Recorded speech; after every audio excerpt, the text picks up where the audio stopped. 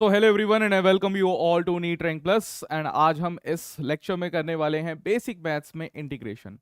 Multiple times हमें integration का use रहता है जब हम फिजिक्स की प्रॉब्लम्स को सॉल्व करते हैं।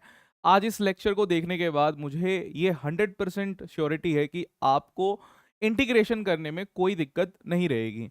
तो बेसिकली आज की क्लास में मैं आपको क्या पढ़ाने वाला हूँ, ये 3 टॉपिक हम कवर करेंगे। इंटीग्रेशन को बहुत ही बेसिक से हम स्टार्ट करेंगे, उसके बाद हम कवर करेंगे हमारे पास इनडेफिनेट इंटीग्रेशन जिसमें कोई लिमिट्स नहीं होती है ना। आप इंटीग्रेशन का जो सिंबल देखते हैं ऊपर नीचे यहाँ पे देखेंगे कुछ नहीं लिखा होगा। फिर हम देखेंगे डेफिनेट इंटीग्रेशन जिसमें आपको ऊपर नीचे यानी कि अपर लिमिट और लोअर लिमिट गिवन रहेगी, और वहां से फिर आपको देखना है कि कैसे चीजों को कैलकुलेट करते हैं। तो बहुत ही सिंप्लीफाइड वे में आज हम यहाँ पर इंटीग्रेशन सीखने वाले हैं। अब सबसे पहला सवाल आता है बहुत से बच्चों को कि ये इंटीग्रेशन एक्चुअली है क्या, और क्यों हमें इंटीग्रेशन की रिक्वायरमेंट रही, वो भी फिजिक्स में। तो मैं आपको बता दूं कि एक्चुअली ये फिजिक्स की ही रिक्वायरमेंट थी जिसकी वजह से कैलकुलस हमारे पास आई, और उस कैलकुलस को अब पूरे संसार ही यूज कर रहा है। न्यूटन ने कैलकुलस को बनाया यानी कि डिफरेंशिएशन इंटीग्रेशन को बनाया। क्यों बनाया? बिकॉज बहुत सारे फिजिक्स में हमें जब कोई चीज समझनी होती है तो हमें रेट ऑफ चेंज देखना पड़ता है। कई बार हम बहुत ही छोटी चीज मान लेते हैं और फिर उसको हमें दोबारा से बड़ी चीज के अकॉर्डिंगली क्या करना पड़ता है, लेके आना पड़ता है। तो हमारे पास डिफरेंशिएशन इंटीग्रेशन का बहुत बड़ा यूज है। तो अगर मैं इंटीग्रेशन को कहूं तो इंटीग्रेशन को मैं दो तरीके से समझ सकता हूं कि इंटीग्रेशन का मतलब हमारे पास सबसे पहला मतलब होता है कि हम यहां पर क्या कर रहे हैं, जो हमने वहां पे डिफरेंशिएशन किया था, तो इंटीग्रेशन को हम एंटी डेरिवेटिव भी कहते हैं। एंटी डेरिवेटिव का मतलब कि एंटी ऑफ डिफरेंशिएशन भी बोलते हैं। दूसरी चीज हम यहां पर यह भी कह सकते हैं कि हमारे पास जो इंटीग्रेशन है उसको हम ये कह सकते हैं कि इंटीग्रेशन से हम क्या निकालते हैं, हम निकालते हैं यहां पर area under curve. Area under curve. तो अगर नॉर्मल फॉर्मूलाज काम नहीं कर रहे हो तो हम क्या है, एरिया अंडर कर्व जो है वो इंटीग्रेशन की फॉर्म से भी निकाल सकते हैं। अब एंटी डेरिवेटिव का मतलब क्या है, मैं आपको ये समझाता हूं। मान लेते हैं कि कोई फंक्शन हमारे पास है एफ ऑफ एक्स। इस फंक्शन को मैं लिखता हूं 5x² minus of 3x plus यहां पर मैं लिख देता हूं कि 1000। ठीक है, या 1000 छोड़िए, मैं यहां पे लिखता हूं पाई। पाई मेरे पास एक कांस्टेंट टर्म है। ठीक है, मैंने ये वैल्यू लिख दी, कोई भी नंबर हो सकता था, मैंने पाई लिख दिया ताकि कांस्टेंट वैल्यू आपको पता रहे कि कांस्टेंट के साथ हम क्या करते हैं। अब ये जो फंक्शन हमारे पास है, इस फंक्शन को अगर मैं यहां पे डिफरेंशिएट करूं, अगर इस फंक्शन का हम डिफरेंशिएशन करना चाह रहे हैं, मैं एफ एक्स निकाल रहा हूं। एफ एक्स हमारे पास है D of F x by D x.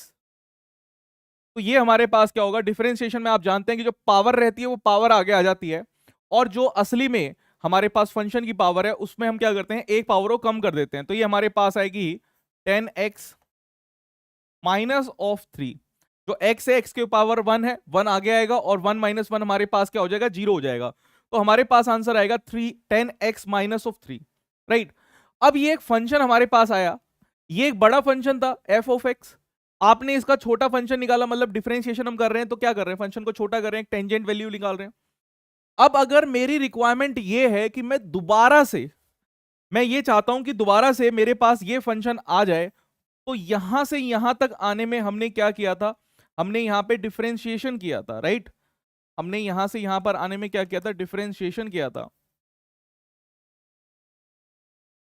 अब यहां से यहां जाने में हमें क्या करना पड़ेगा, इंटीग्रेशन करना पड़ेगा। वापस से उधर जाने के लिए हमें इंटीग्रेशन करना पड़ेगा, और इंटीग्रेशन में एक फॉर्मूला मैं आपको बताता हूं जो हमारे पास 95% केसेस आप लगा लीजिए कि उसी फॉर्मूले पे काम चल जाएगा इंटीग्रेशन का। इंटीग्रेशन किस चीज का, पावर फंक्शन का। अगर मैं यहां पे एक पावर फंक्शन लिखता हूं, क्या होता है हमारे पास पावर फंक्शन। पावर फंक्शन को मैंने लिखा कि y is equal to x की पावर n।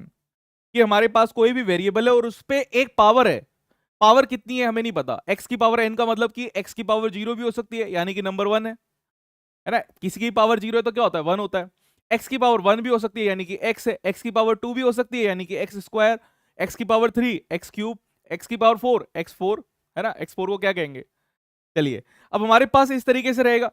अब अगर ये फंक्शन हमारे पास है और इस फंक्शन को हम क्या कर रहे हैं, इंटीग्रेट कर रहे हैं, ध्यान से देखना, x एंड dx, हम इसी को इंटीग्रेट अगर करेंगे, इंटीग्रेशन का ये सिंबल रहता है, इसको इंटीग्रेंट कहते हैं, ये सिंबल हमारे पास है इंटीग्रेशन सिंबल,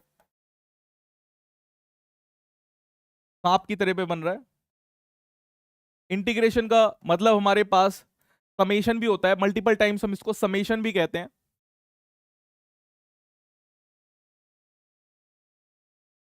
और ये जो समेशन का एस है, समेशन का ये जो एस है, यही क्या है, एक तरीके से सिंबल की तरह यूज हो रहा है। तो बहुत सारी छोटी छोटी चीजों को अगर हम जोड़ देते हैं तो हमारे पास क्या बनता है, एक इंटीग्रेशन बनता है।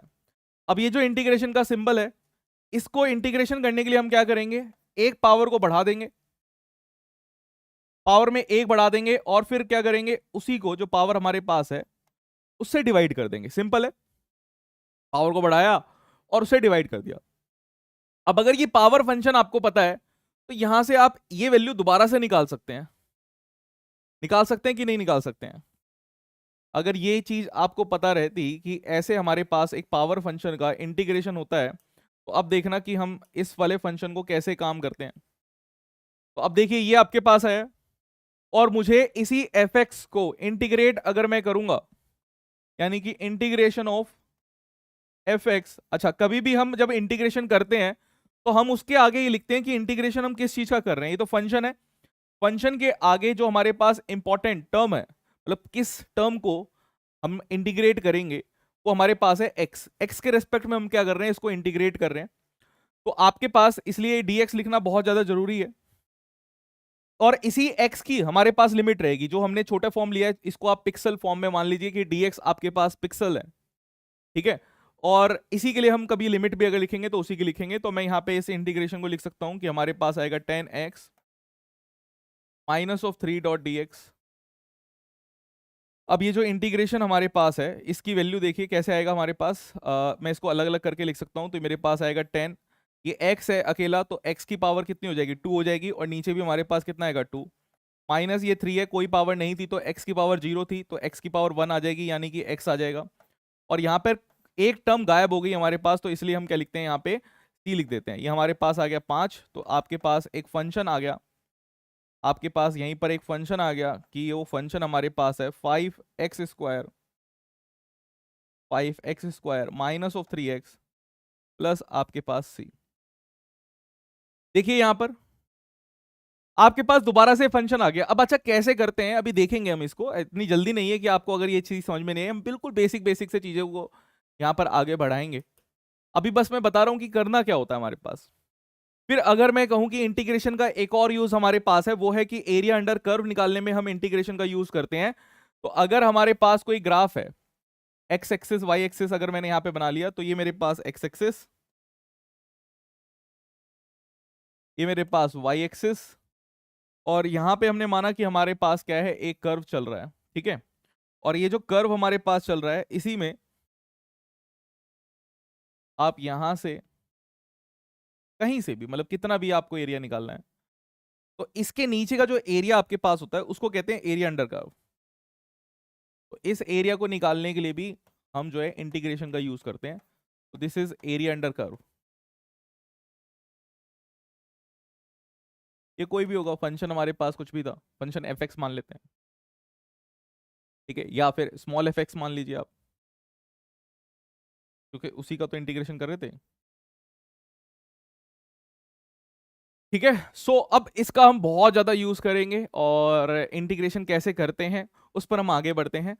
पहले बिल्कुल बेसिक से स्टार्ट करते हैं आपको, ताकि क्लैरिटी आए, आपको कॉन्फिडेंस भी आए कि कैसे इंटीग्रेशन किया जाता है। बहुत से बच्चे जो हैं वो इंटीग्रेशन से क्या है, डरते हैं।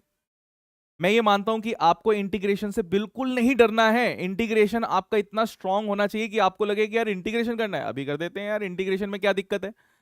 तो हमने एक इंटीग्रेशन पढ़ा था कि अगर पावर फंक्शन हमारे पास होता है कि x की पावर n अगर हमारे पास है, इसको हम इंटीग्रेट कर रहे हैं, तो हमारे पास क्या होता है, पावर बढ़ जाती है। कितनी बढ़ानी है, एक पावर बढ़ानी है, और जितनी पावर आपके पास है उसी से नीचे क्या कर देना है, हमें डिवाइड कर देना है। बहुत ही सिंपल सा। अच्छा एक कांस्टेंट गायब हो जाता है, उसके लिए हम कई बार कांस्टेंट यहां पर क्या लिखते हैं, c लिख देते हैं कि हमारे पास एक कांस्टेंट टर्म आ रही है। मैं यहां पे इस कांस्टेंट को इग्नोर करूंगा, बिकॉज फिजिक्स में हमें इतने कांस्टेंट्स की रिक्वायरमेंट रहती नहीं है। कि हम स्पेशली कोई कांस्टेंट को लिखें, क्योंकि इंटीग्रेशन का टेस्ट हमारा नहीं हो रहा है, हमें यहां पर न्यूमेरिकल्स को सॉल्व करना है, तो इस कांस्टेंट की कोई वैल्यू रहेगी नहीं, राइट। क्वेश्चन में या तो गिवन होगी या फिर हम इसका कोई भी यूज नहीं करेंगे। तो अब यहां पर हम बात करते हैं कि हमारे पास ये अगर y की पावर x की पावर 9 है और मुझे इसी को क्या करना है, इंटीग्रेट करना है। मैं अभी बिल्कुल बेबी स्टेप लिख के दिखा रहा हूं आपको कि x की पावर 9 डॉट dx अगर हमारे पास होता तो हमें क्या करना है, पावर बढ़ानी है। भाई 9 की एक पावर आप बढ़ाएंगे तो आपके पास कितना हो जाएगा, 9 + 1, और आपके पास नीचे भी कितना आएगा, 9 + 1, तो आपके पास यही कितना आ जाएगा, x की पावर 10, ठीक है, और नीचे कितना आएगा आपके पास 10। क्या बात समझ में आई? बहुत ही सिंपल है। मैं मानता हूं कि देखते ही आप क्वेश्चन को सॉल्व कर सकते हैं। प्लस सी आपको लगाना है तो लगा सकते हैं, अगर अदरवाइज इग्नोर करना चाहते हैं तो इग्नोर भी कर सकते हैं, मुझे कुछ फर्क नहीं पड़ेगा, हम फिजिक्स में उसको इग्नोर भी कर देते हैं, ठीक है। आगे आते हैं, x की पावर 3/2 हमारे पास है। फिर से देखिए इसको इंटीग्रेट कैसे करेंगे, मैं कलर चेंज कर देता हूं सो डेट कि हमें डिस्टिंग्विशन कुछ दिखाई दे। तो x की पावर 3/2 हमारे पास है डॉट dx, आपको क्या करना है, x की पावर 3/2 प्लस आपको करना है 1 डिवाइडेड बाय आपके पास है 3/2 प्लस क्या करना है 1, राइट। तो अब देखिए, अब आपके पास क्या है, ये आपके पास x की पावर है, ये ऊपर गया आपके पास ये कितना आएगा 5/2, और नीचे भी आपके पास कितना आएगा 5/2, तो ये आपके पास कितना आ जाएगा 2/5, और x की पावर कितना आया 5/2। तो आपके पास अगर आपको इंटीग्रेशन करना है x की पावर 3/2 डॉट dx अगर आपको करना है तो आपके पास ये वैल्यू यहां पर हमारे पास आ जाएगी। आसान है, राइट। चलिए आगे देखते हैं। अब यहां पर देखिए कि अगर आपके पास यहां पर है x की पावर -7, तो माइनस में अगर चीजें आ जाएंगी तो कैसे काम करेंगे, अगर कोई चीज माइनस में अगर हमारे पास आ गई तो कैसे काम करेंगे, रूल्स अपने चेंज कभी नहीं करेंगे, I do not change rules. x की पावर -7 डॉट dx हमारे पास है,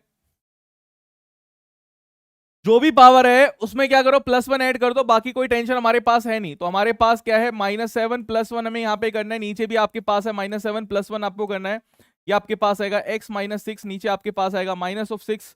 तो इसका मतलब आपके पास जो इंटीग्रेशन करना था x - 7 डॉट dx का इंटीग्रेशन आपके पास था, ये आपके पास आ जाएगा माइनस ऑफ, है ना, x की पावर -6, इसको नीचे लिख सकते हैं आप, तो 1/6 x की पावर 6, ये आपके पास आ जाएगा।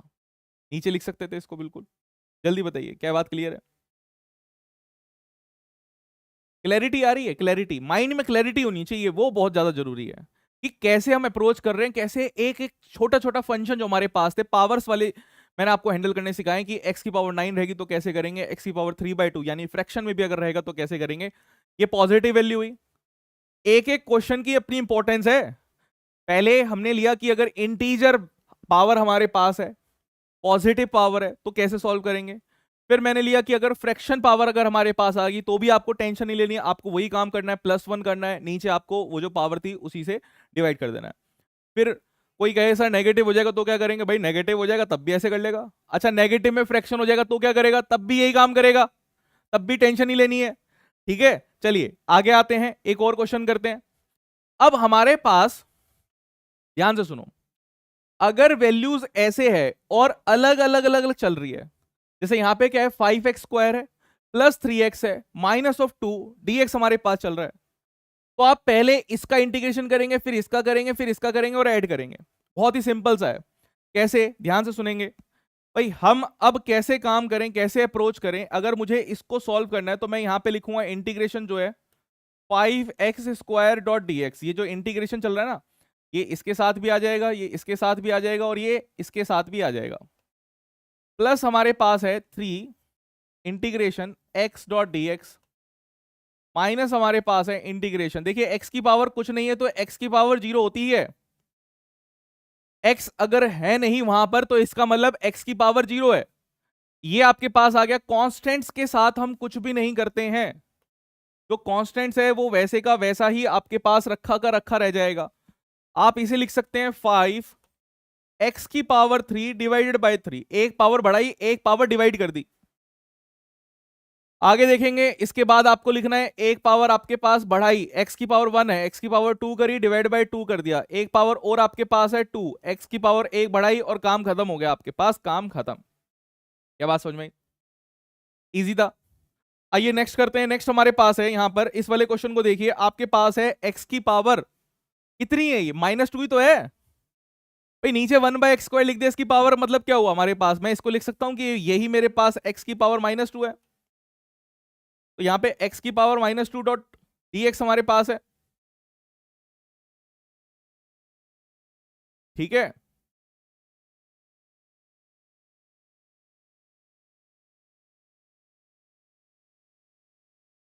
x की पावर -2 डॉट dx हमारे पास है।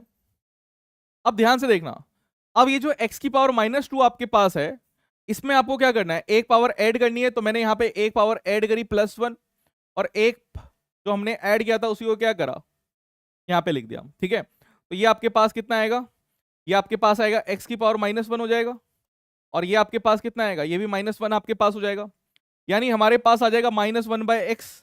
तो ये फंक्शन को ना आप, मैं कहता हूं कि आप इसको याद ही करके रखना, बिकॉज मल्टीपल टाइम्स हम इसका यूज करते हैं कि हमारे पास 1/x² अगर रहता है तो इसका इंटीग्रेशन हमारे पास -1/x आता है।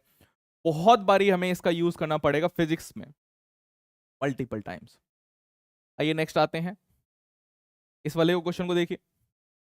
फिर से आपके पास देखिए दो टर्म्स है, 4x² + 2 आपके पास है।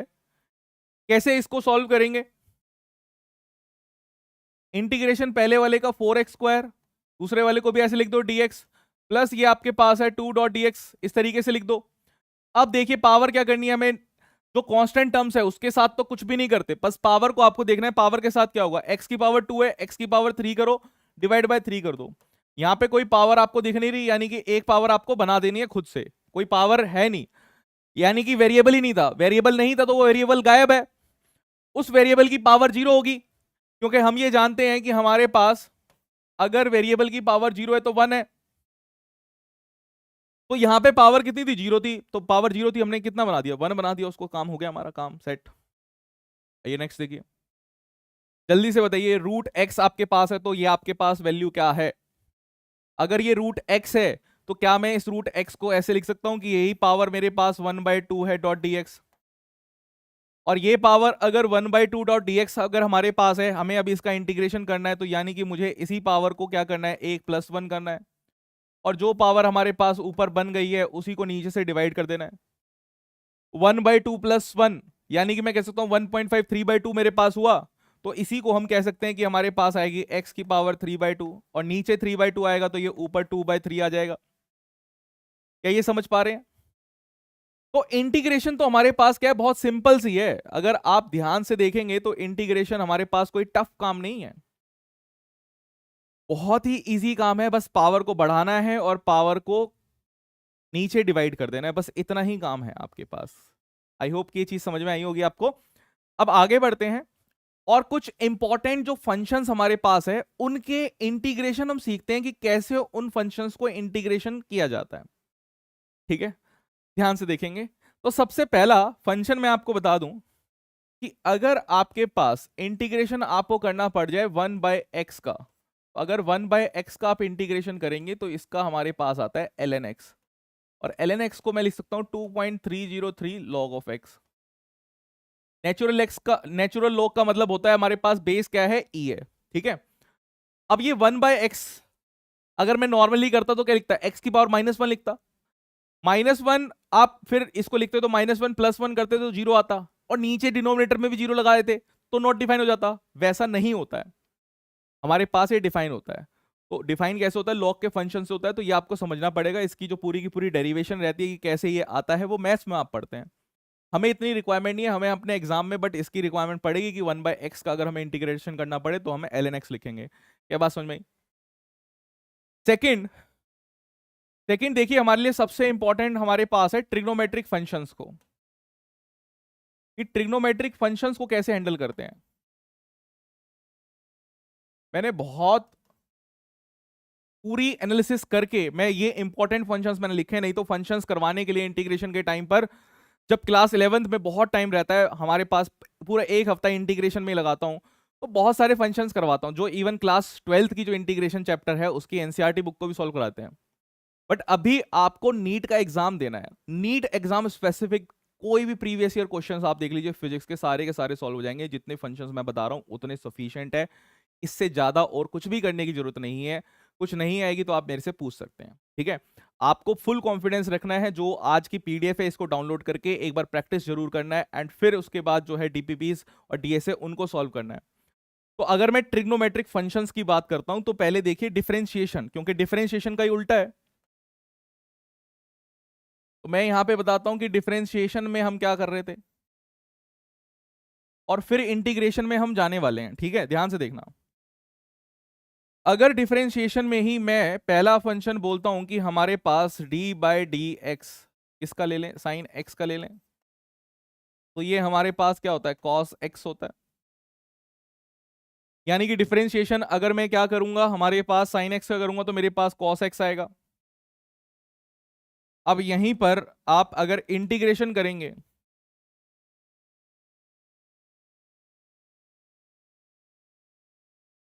इंटीग्रेशन किसका, किसका इंटीग्रेशन, भाई इंटीग्रेशन हमारे पास cos x का, कि cos x को अगर जोड़ देंगे तो कितना आएगा, तो ये आपके पास आएगा sin x। जो यहां पर आ रहा है इसका इंटीग्रेशन अगर करेंगे तो ये वो आएगा जो यहां पर डेरिवेटिव हमने किया था। क्या बात समझे? अब दोबारा से देखना, एक और देखना, सिमिलरिटी देखो। अगर मैं यहीं पर डिफरेंशिएट करता हूं, d/dx cos x करते हैं, तो हमारे पास आएगा माइनस ऑफ साइन एक्स। इसका मतलब ये है कि मेरे पास यहां पे अगर मुझे इंटीग्रेशन करना है तो sine x minus sine x का इंटीग्रेशन जो होगा ना, वो इंटीग्रेशन हमारे पास cos x आएगा। या आप साइन एक्स ही खाली लगा रहे हैं, क्योंकि आप कहेंगे कि सर ये कैसे होगा, तो आप अगर खाली साइन एक्स ही लगा रहे हैं तो साइन एक्स में आपके पास यहां पे फिर आप क्या लगाएंगे, माइनस cos x लगा देंगे। सिंपल है भाई, माइनस साइन चाहे यहां लगाओ, माइनस साइन चाहे वहां लगाओ। क्या बात समझ रहे हैं? Is it clear my dear? ठीक है, चलिए। अब अगर ये चीज क्लियर है तो थर्ड हमारे पास क्या आता है, साइन कॉस हुआ टेन, d/dx टेन एक्स। तो टेन एक्स का कितना होता है हमारे पास, सेक स्क्वायर एक्स, और sec square x second sec square x हमारे पास है। तो यहां पर अगर हम बात करेंगे तो सेक स्क्वायर एक्स का टेन एक्स आएगा आपके पास। क्या बात समझे? अरे डायरेक्टली नहीं करते हम, यहां पे फंक्शन को देखते हैं। किसी भी फंक्शन का अगर हमारे पास डिफरेंशिएशन है तो उस मतलब ये डिफरेंशिएशन करके हमारे पास आ रहा है ना, इसका अगर इंटीग्रेशन करूंगा तो यही आएगा। ये समझ के रखना है, याद करके रखना है, इसके बिना नहीं होगा। इसको थोड़ा सा मैं ऊपर कर देता हूं, छोटा करके, क्योंकि स्पेस का क्रंच हमारे पास है। तो ऊपर ले गए और चल जा भैया, इसको भी थोड़ा सा ऊपर कर देते हैं। इतना स्पेस बीच में क्यों रखना, है ना। ये हमारे पास हो गया।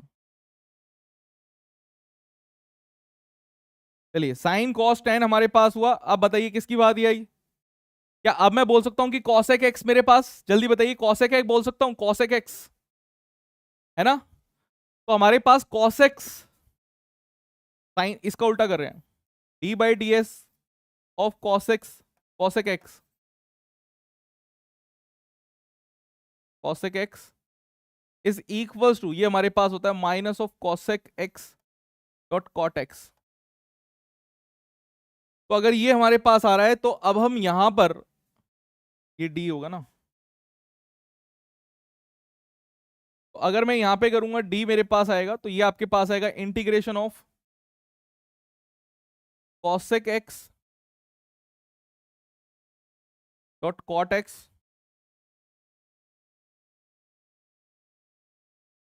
Dot d x is equal to minus of cos x. वैसे भी आपको पता है जितनी भी सी वाली टर्म्स आती है वो सारी की सारी क्या होती है, हमारे पास नेगेटिव होती है। क्या बात पता है आपको? ठीक है, डन।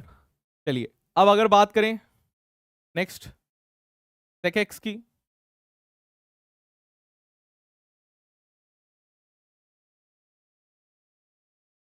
तो sec x हमारे पास होता है sec x dot ten x, और ये हमारे पास आएगा sec x dot ten x का अगर मैं इंटीग्रेशन करूंगा तो मेरे पास आ जाएगा sec x।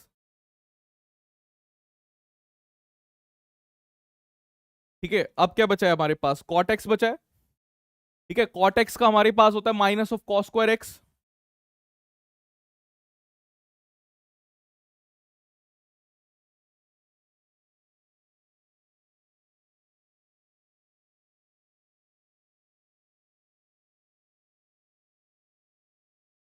और यहीं से अगर मैं इसको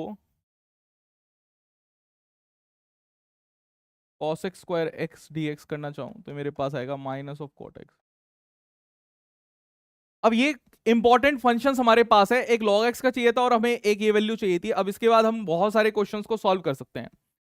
एक चीज आपको समझनी है कि अगर आपके पास यहां पर मैं बात करूं कि हमारे पास हम किसका इंटीग्रेशन कर सकते हैं, हम साइन एक्स और कॉस एक्स का इंटीग्रेशन कर सकते हैं, हम स्क्वायर वाली टर्म्स का नहीं कर सकते। तो हमें स्क्वायर वाली टर्म्स का इंटीग्रेशन करने के लिए पहले क्या करना पड़ेगा, पहले उनको साइन जो नॉर्मल फंक्शंस हैं, लीनियर फंक्शंस, उसमें लेके आना पड़ेगा।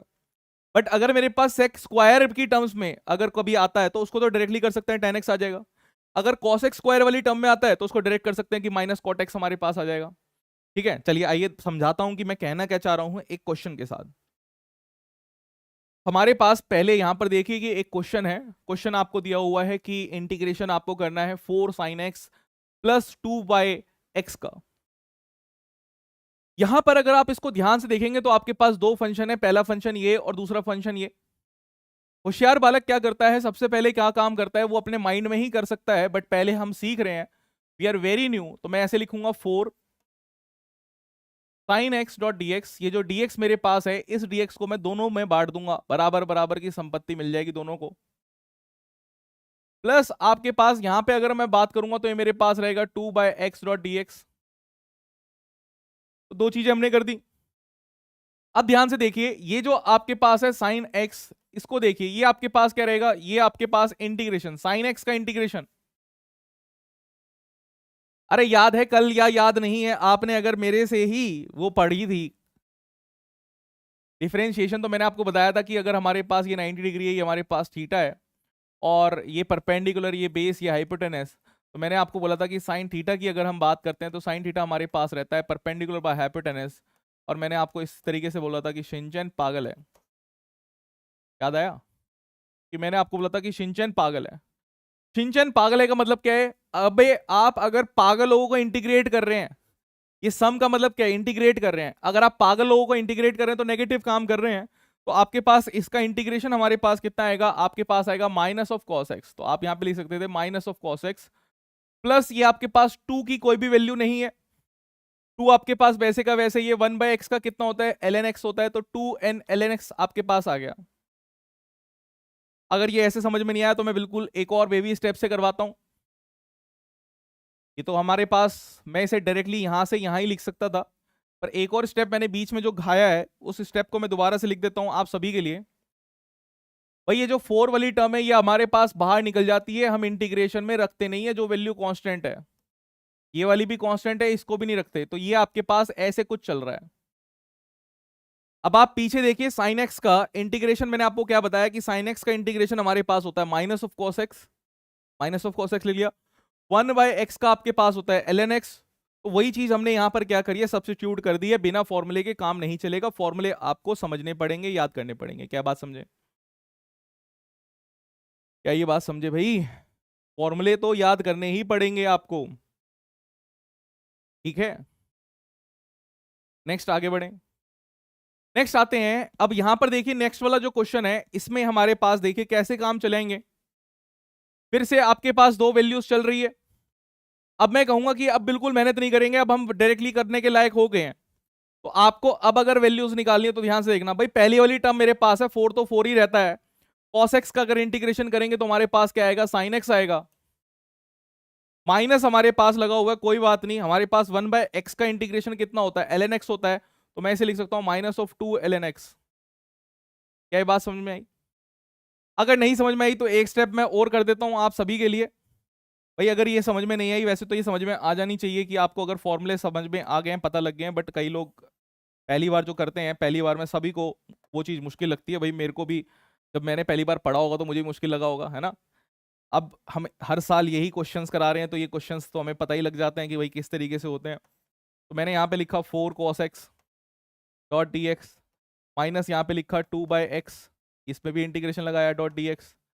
ये आपके पास है 4, ये cos x dot d x, ये आपके पास -2 dx/x। ठीक है, अब देखो, अब तो पता लग गया कि कैसे किया। टन है, टन है भाई, टन टना टन टन है। कैसे वैल्यूज हम निकाल रहे हैं यहां पर, ठीक है। चलिए अब, अगर ये दोनों चीजें आपको समझ में आ गई, ये ए पार्ट था हमारे पास, ये बी पार्ट है।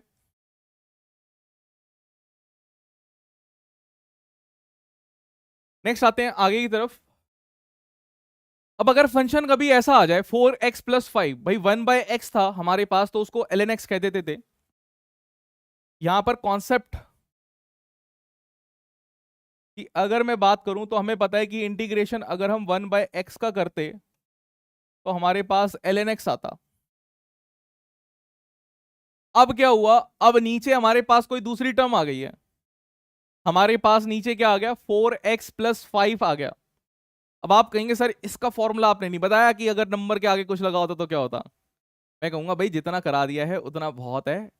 अब आपको और किसी फॉर्मूले की रिक्वायरमेंट नहीं थी, अब किस चीज की रिक्वायरमेंट है, अब आपको रिक्वायरमेंट है कि प्रैक्टिस, कि ऐसा क्वेश्चन आएगा तो कैसे हैंडल करते हैं। तो ऐसे क्वेश्चंस को कैसे हैंडल किया जाता है, बहुत ही सिंपल सा रूल रहता है कि आप मान लीजिए 4x+5 जो आपके पास है, तो आप लेट कर लीजिए कि लेट 4x+5 जो आपके पास है वो y है, ठीक है। अब अगर इन दोनों को डिफरेंशिएट करिए तो आपके पास क्या आएगा, ये तो कांस्टेंट है तो मैं इसको लिख सकता हूँ 4dx, और इसको मैं लिख सकता हूँ dy। यहीं से dx की वैल्यू निकालिए, dx की वैल्यू आपके पास आएगी dy/4। ठीक है, अब सही से देखना, ध्यान से देखना। अब ये वाला जो टर्म आपके पास है, इस टर्म को, ये वाली जो टर्म आपके पास है इस टर्म को यहां पे लिखिए। ये आपके पास टर्म क्या है, ये टर्म आपके पास है dx। 4x+5, इस टर्म को देखिए, मैंने नीचे वाली टर्म को क्या माना है, 4x+5 को मैंने माना है y है, तो मैंने नीचे लिख दिया y। बट ऊपर मेरे पास क्या है, x है। अब इस dx को भी मुझे चेंज करना है, तो इस dx की वैल्यू कितनी है, dy/4, तो मैं इसे लिख सकता हूं dy/4y। लिख सकते हैं, आपको पता है कांस्टेंट वैल्यू को तो हम बाहर निकाल देते हैं, यानी कि मैंने बाहर निकाल दिया कांस्टेंट वैल्यू को, मेरे पास dy है और ये y है। अब हम बड़ी आसानी से कर सकते हैं, क्योंकि अब हमारे पास ये ऐसी वाली फॉर्म में पहुंच गया है। क्या पहुंचा कि नहीं पहुंचा, 1/x के साथ साथ dx भी तो लगा होता है, 1/x के साथ हमारे पास dx भी तो लगा होगा, ठीक है। तो अब इस फॉर्म में पहुंच गए हमारे पास, तो इसका मतलब इसका आंसर कितना होगा हमारे पास, इसका आंसर आएगा 1/4 ln y। ठीक है, और ln y आपने क्या लिया था, ln y आपने लिया था 4x+5, यानी कि आप इसी को लिख सकते हैं कि वैल्यू आपके पास रहेगी 1/4 ln 4x+5, ये वैल्यू आपके पास आई, ठीक है। अब ये जो हमने इतना बड़ा मेथड किया, हमने सब्स्टिट्यूट किया, इसी का आप डायरेक्ट फॉर्मूला भी एक बना सकते हैं, एक डायरेक्ट फॉर्मूला भी बना सकते हैं यहां पर। अगर मैं आपको बोलूं कि हमारे पास इंटीग्रेशन आपको करना है dx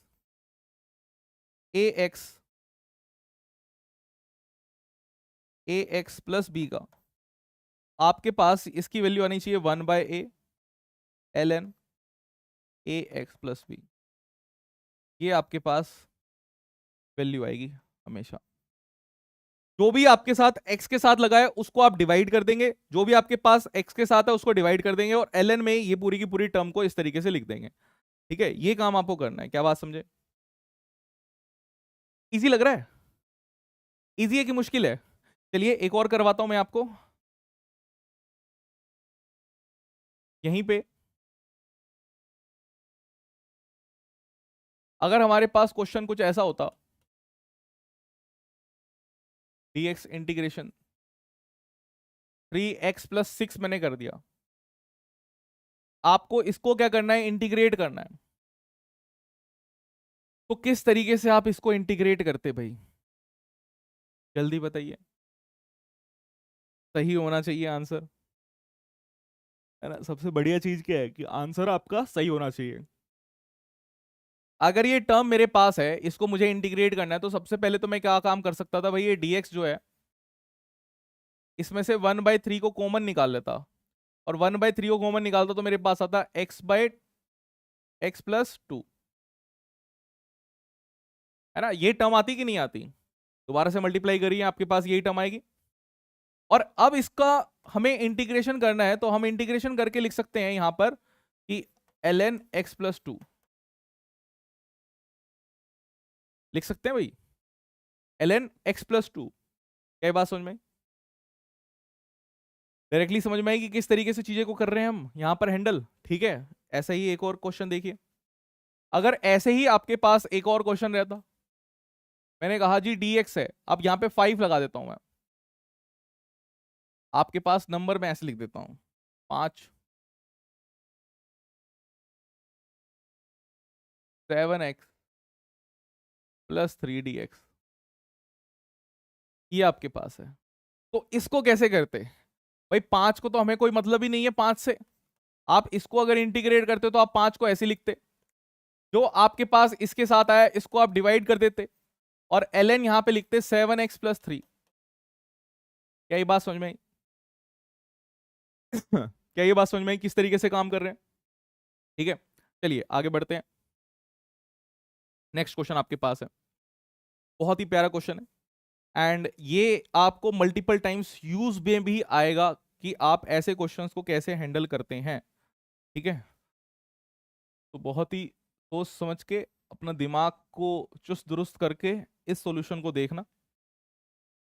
और मैं ये कहता हूं कि आप कभी भी अगर आपको लग रहा है यार अब पढ़ाई का मन नहीं कर रहा है, 3 ब्रीथ करो बस। मैं इंस्टेंट रिजल्ट देने वाला टीचर हूं, मैं बिलीव करता हूं कि रिजल्ट आएगा तभी आप जो है हमारे साथ रहेंगे, रिजल्ट नहीं आएगा तो नहीं रहेंगे। तो रिजल्ट देने के लिए क्या जरूरी है कि आप भी पढ़ाई करें। कई बार होता है कि मन नहीं करता है या फिर थकान हो जाती है, तो आप एक काम कर सकते हैं, 3 बार सांस लीजिए और 3 बार मुंह से छोड़िए। 3 बार सांस लीजिए, मुंह से छोड़िए, 3 बार सांस लीजिए, 3 बार मुंह से छोड़िए। आप देखेंगे इंस्टेंटली आपको एनर्जी फील होगी। और ऐसे बोलिए कि I am the best, I am the best, I am the best doctor, I will become the best doctor, है ना। ये आप एक बार करके देखिए इनकेंटेशन, बार बार जब आप कहेंगे आपकी बॉडी बिल्कुल रेडी रहेगी कि आप जो है वो टॉप डॉक्टर बनने के लिए रेडी हैं। आप यहां पे देखिए कि हमें यहां पर दिख रहा है कि sine square x cos square x, we do not have direct formula. हमारे पास कोई भी डायरेक्ट फॉर्मूला नहीं होता कि हम साइन स्क्वायर को हैंडल कर पाए। तो द इजिएस्ट वे ये है कि हम साइन स्क्वायर को और कॉस स्क्वायर को क्या करें कि पहले लीनियर फॉर्मेट में लेके आए। अब इसके लिए हमारे पास एक फॉर्मूला होता है, फॉर्मूला रहता है cos 2x का। cos 2x हमारे पास होता है cos square x minus of sine square x. अब ये जो फॉर्मूला आपके पास है आपको साइन वाली टर्म में रखना है, ठीक है, ध्यान से और देखना।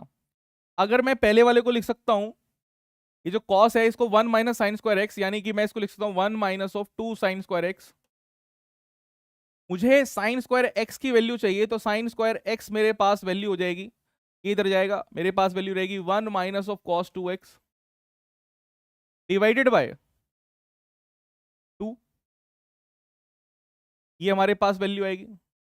अब ये जो वैल्यू है आप इस ऊपर वाले में पुट कर दीजिए, तो आपके पास क्या आएगा, क्वेश्चन क्वेश्चन आपके पास जो है वो sign square x dot d x दिया हुआ था, इसी को आप ऐसे लिख सकते हैं कि यही आपके पास 1 minus of cos 2x divide by 2 dot d x आपके पास है, इसी को लिख सकते हैं आप 1/2 dot d x minus of cos 2x divide by 2 आपके पास है, ठीक है। अच्छा एक काम हमने, चलिए ये मैं यहीं पे बता देता हूं आपको पहले, ये जो हमारे पास है 1/2 का, हम यहाँ पे लिख सकते हैं 1/2 का, तो x हमारे पास आ जाए क्योंकि 1/2 तो कांस्टेंट है, dx हमारे पास है, तो ये मेरे पास आएगा x/2 माइनस यहाँ पे आएगा। अब cos 2x का इंटीग्रेशन क्या होगा? देखिए cos 2x का इंटीग्रेशन अगर मैं बात करूं, cos का इंटीग्रेशन हमारे पास क्या होता है, साइन होता है, तो मैं इसको लिख सकता हूं sin 2x। बट ये जो 2 हमारे पास आया था, इसको हम नीचे क्या करते हैं, डिवाइड कर देते हैं, हमारे पास ये आ जाएगा साइन 2x डिवाइडेड बाई 2 × 2, मतलब ये जो 2 इसका था ये नीचे की तरफ आएगा, इसलिए हमारे पास ये जो इंटीग्रेशन हो जाएगा sign square x d x का, ये हमारे पास x/2 minus of sign 2x divided by 4 हमारे पास ये वैल्यू आ जाएगी। किया क्या, मैं एक बार फिर से बताता हूं कि किया क्या हमने इसमें। देखिए नॉर्मल इंटीग्रेशन की अगर मैं बात करूं कि साइन एक्स आपके पास होता था, तो साइन एक्स आपके पास इंटीग्रेशन करके क्या आता था, माइनस ऑफ कॉस एक्स आता था, और प्लस आप सी लिख सकते थे यहां पर, ठीक है, ये आपके पास कॉन्सेप्ट है।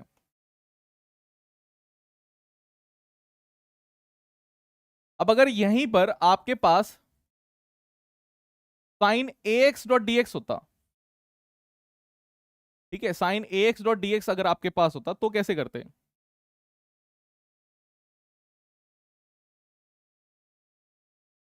तो नॉर्मली हमारे पास क्या होता है कि जब हम यहां पे बात कर रहे हैं तो आपके पास ये आता cos A X divided by A plus C. ध्यान से सुनना क्या किया हमने, हमने यहां पे किया कि जो ए एक्स आपके पास आ रहा है, एंगल तो यहां पर एक्स होना चाहिए था, तो अब ये जो ए एक्स मेरे पास है, तो मैं इसको लिख देता हूं let a x is equals to y, इसको मैं लिख सकता हूं a d x is equals to d y, d x मेरे पास आएगा 1 डी वाई बाई ए, ठीक है। और इसी वैल्यू को फिर देखिए ध्यान से कि इस वैल्यू को हम फिर लिख सकते हैं कि हमारे पास आएगा,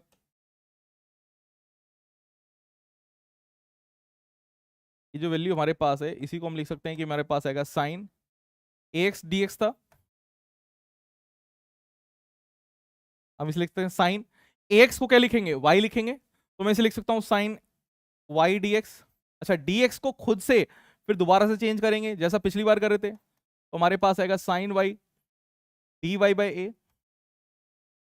अब देखिए आप जो कांस्टेंट टर्म रहती है उसको तो बाहर ही निकाल देते हैं, तो आपके पास ये कितना आ जाएगा, ये आपके पास आएगा 1/a sign Y D Y. और अब साइन वाई डी वाई को तो इंटीग्रेट आप आसानी से कर सकते हैं कि यही आपके पास क्या होगा, कॉस वाई, यही आपके पास कितना हो जाएगा, यही आपके पास हो जाएगा कॉस वाई, तो मैं इसे लिख सकता हूं 1/a कॉस वाई। ये बात समझे? अब cos y, y की वैल्यू आपके पास क्या थी, y की वैल्यू आपने मानी थी कि आपके पास ax है, तो आप इसी को लिख सकते हैं कि आपके पास ax है, तो हम यहां पे लिख सकते हैं कि हमारे पास क्या आएगा 1/a cos ऑफ ax, ये हमारे पास वैल्यू आ गई, ठीक है। 1/a cos ax हमारे पास वैल्यू आ गई, काम खत्म हो गया, डन। बस इतना ही काम करना था हमें, क्या बात समझे? वही काम अब हम कर रहे हैं। अब अगर हमारे पास ये ऐसे रहेगा तो हम डिवाइड कर देते हैं। अच्छा, इसी का दूसरा भाई, मतलब अगर ये तो मैंने इसके लिए करके दिखाया, अगर हमारे पास क्या होता, अभी मैं आगे भी मैंने लिए हैं वो चीजें, तो वहां पे भी बताएंगे, पहले एक बार इस क्वेश्चन को भी करते हैं, देखते हैं कि आप इस क्वेश्चन को हैंडल कर पाते हैं कि नहीं कर पाते हैं। कर पाएंगे? ऐसे बोलिए, क्यों नहीं कर पाएंगे सर, क्यों नहीं कर पाएंगे? कॉस स्क्वायर एक्स से डायरेक्टली इंटीग्रेशन नहीं होता कॉस स्क्वायर एक्स का, आपको पहले क्या करना पड़ेगा, पहले आपको इसको चेंज करना पड़ेगा। इसमें चेंज करेंगे पहले, भाई पहले आपको इसको चेंज करना पड़ेगा नॉर्मल लीनियर टर्म्स में, तो मैं वही फॉर्मूला यूज कर रहा हूं cos 2x का, cos square x minus of sine square x is equals to, आप क्या लिखेंगे, cos square x minus sine square x आपके पास है, cos स्क्वायर की टर्म्स में आपको चेंज करना है, यानी साइन वाली टर्म को आपको चेंज करना है। साइन आपके पास लिख सकते हो 1 माइनस, है ना, तो मैं इसी को लिख सकता हूं 1 माइनस कॉस स्क्वायर एक्स, अगर मैं इसको 1 माइनस कॉस स्क्वायर एक्स लिखता हूं तो मेरे पास आएगा 2 cos square x minus of 1। ये हमारे पास क्या वैल्यू आएगी, और यहीं से अगर मैं कॉस स्क्वायर एक्स की बात करूंगी, कॉस स्क्वायर एक्स हमारे पास कितना आएगा, तो ये इधर की तरफ जाएगा, तो मेरे पास आएगा 1 प्लस कॉस 2x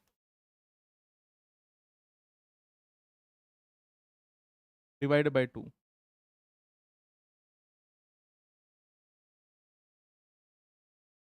ये हमारे पास वैल्यू आ जाएगी। और अगर ये वैल्यू आपके पास आ गई तो अब आप यहां पर ये काम करिए इंटीग्रेशन वाला, कि इसको मैं दूसरे कलर से लिखता हूँ, ना कि फिर इसके साथ क्या होगा, कंबाइंड हो जाएगा। ये हमारे पास आ गया। तो अब जो हमारे पास टर्म थी cos square x dot d x, ये क्वेश्चन था, इसी टर्म को आप ऐसे लिख सकते हैं कि आपके पास हो जाएगा 1 + cos 2x divide by 2 dot d x, right. और इसी को आप ऐसा भी लिख सकते हैं कि आपके पास क्या रहेगा, ये इंटीग्रेशन होगा 1/2 dx।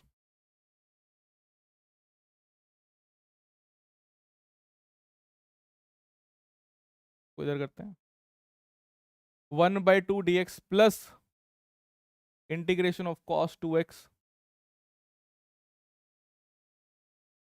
Divide by 2 dx। ठीक है। अब बस ये वैल्यूज जो हैं आप लिख दीजिए नीचे। आपके पास ये जो आ रही है ये आपके पास कितनी आएगी, आपके पास x/2, ये आपके पास cos 2x है, तो आपके पास ये कितना आ जाएगा sin 2x, और नीचे 4 integration of cos2x dx x/2 plus sin 2x divide by 4 आपके पास आ जाएगा। ये बात समझ में आई?